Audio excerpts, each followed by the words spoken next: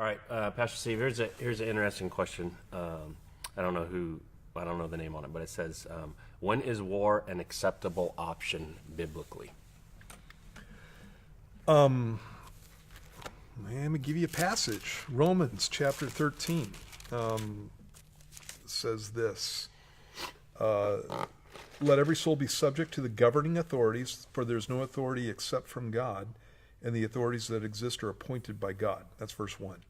Therefore, whoever resists the authority resists the ordinance of God, and those who resist will bring judgment on themselves, for rulers are not a terror to good works, but to evil. Do you want to be unafraid of the authority? Do what is good. You'll have praise from the same, for he is God's minister to you for good. But if you do evil, be afraid, for he does not bear the sword in vain, for he's God's minister and avenger to execute wrath on him who practices evil. Therefore, you must be subject. And in the context, he's talking to Christians and saying that they need to be good citizens, and that the governing authorities, which was Rome, were placed there by God, and they're placed there to resist evil, to execute wrath on him who practices evil.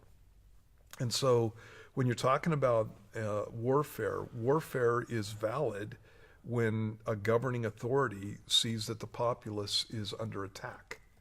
And they are required by God to protect the civilian population. That's what's supposed to be happening.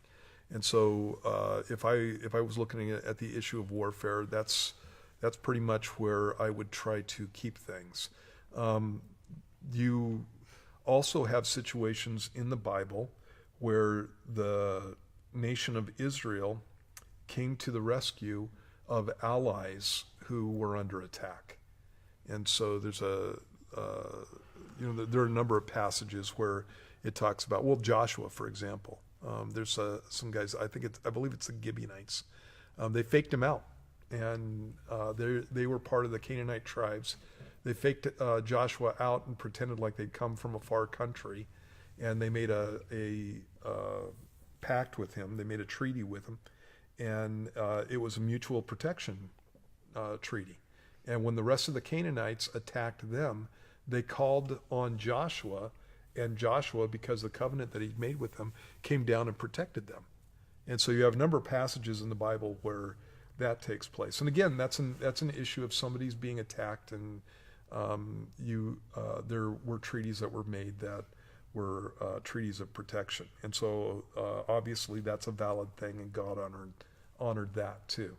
And so I think that would be a biblical standard for a just war. So when you're looking at this topic as a whole, and then in the Romans 13, we're talking Caesar Nero, right? Mm-hmm. So anytime, like, when people are like, well, follow governing authorities, that works with America. Well, no, I was talking about Caesar Nero, and that guy was crazy. Yeah. So submitting to government authorities, there's a different principle going on there. Right. But when you're looking at, like in their case, a king or a ruler going to war, is it different than perhaps what Israel or what we have in America as a constitution going to war? Or is it all an authority that is in place by God, and God raining out either judgments or God removing that leader? And I think that, I mean, that's a good point. And the point that you're making is, there's what we would consider a legal war, and what I've been talking about is a just war in the sense of a moral war. And obviously we are not the nation of Israel. The United States is not the nation of Israel. And so it's legal to go to war if the Congress votes on that, and the president signs off on it. It's legal to go to war. We've got some other ways that takes place too. As far as taking care of conflicts, that kind of thing. And so we're not Israel. And so, what the United States does may be legal, but then there's the other issue of whether or not it's necessary, and whether or not it's moral, whether or not it's just a good idea. And so what's supposed to be happening with our country is that when we go to war, it's supposed to be a situation where it serves the national interest. And just, so when you're talking politically, that's what should be happening. And I can understand that there are some places where it may not look like the greatest place to be involved in, but it may be good for the national interest because it's stopping a bigger conflict later on. And so I can see that. Some of the stuff that we've been involved with since the '60s, you can arguably say, what are we doing there? Right. In some cases, why are we still there? Basically, that kind of thing. And those are good arguments to have. Those are good conversations to have, and that kind of stuff. As far as it being legal, yeah, it's legal. If the Congress is good with it, we elect representatives, and they go there, and they do what representatives do. And so we've had people we've had the military in Korea since the 1950s. We've had the Army and actually the military in Germany since the 1940s, and we can go through and talk about a number of places where we have bases and stuff. And I'm a military brat, and so I understand global reach and keeping the enemy at bay in other areas, so they don't just come down and stomp on the United States at some point. But I think that those are good conversations to have and figure out if we need to be there. So let me ask you this, because we talked about in that conversation the national level. What happens a lot of times is people question it on a individual level. So obviously the government makes a call. You're in the military. You're going where the military says. Mm-hmm. Maybe that's a war you agree with. Maybe it's not. If I'm in the military, I don't have that political option. I'm going to go fight no matter what it is. So as a Christian and an individual, when is it okay to do that? If I agree with the war, if I don't agree with the war, and what does God think about that soldier fighting in both of those regardless? Yeah. When the soldiers, remember John the Baptist? It's in the early parts of the Gospels. John the Baptist, for example. Actually, let me look this up so I'm not just talking about it and not dealing with it.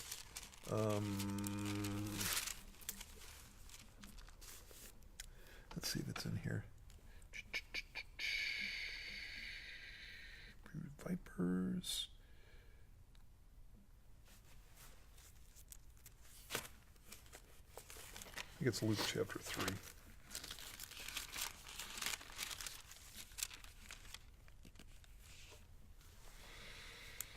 Yeah, it's Luke chapter 3, verse 14. John the Baptist is answering questions from people. And to the soldiers, some soldiers come to him and they asked him, saying, "What shall we do?"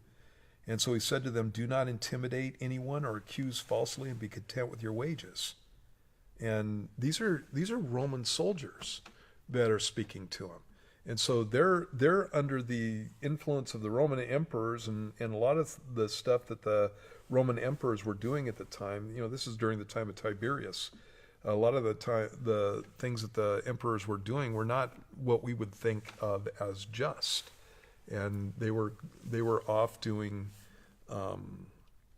warfare just to conquer territory. Mm-hmm. Basically, this is during the time when the Roman Empire was expanding.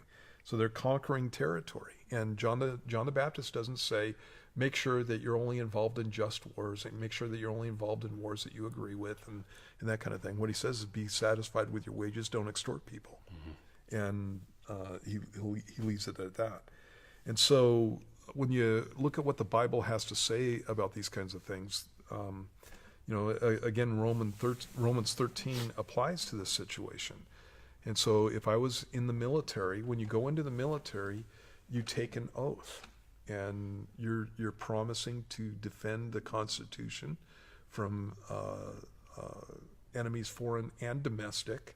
Domestic may be coming up here pretty soon. Interestingly enough. Yeah. And so you make a vow to do that, and you're also submitting to the orders that are given to you. And so you need to be doing what you're supposed to be doing in those situations. Now, we had Nuremberg trials after World War II, and when the Nazis were telling people that they needed to slaughter Jewish civilians, the whole idea of just doing what you were ordered was not something that was That's a good considered to point. be valid. Yeah. And Crimes so- against humanity are a thing. And so you still have to make sure that the orders are legal. You know, there's no soldier that is supposed to be fulfilling what he knows to be an illegal order. And again, that has to do with the place that we live and the fact that the Constitution says certain things, and that's our ultimate authority. And so you have to watch out for that too. But for the most part, you know, if they sent me off someplace and said, you know, we need to defend this territory, then if I was in the military, that's exactly what I would do. Right. Yeah, so hopefully that answers if someone's a Christian and they're in the military or whatever. A lot of times people want our wars to be like a Joshua or a David where you have a righteous king appointed by God fighting. That's not always the case. Right. It is nice, though, when it is like that. I'm reading a book on George Washington, and one of the cool things about him being a military leader is that he sent out commands for his troops to go to church. He was on them about not cussing, about being professional. They weren't to be drunks. They weren't, drinking. And his whole reason for that was that he thought that the wars were fought and won by God, and he wanted God's providence. It's really nice when that's your leader. Right, yeah, you know? exactly. I hang out in a military setting with military dudes, and they're all about drinking and partying, and they're not. I wouldn't go into war with them going, God's on our side, you know? It's just Yeah, a totally exactly. different type of thing. So yeah, all that in context, Right. to answer the question.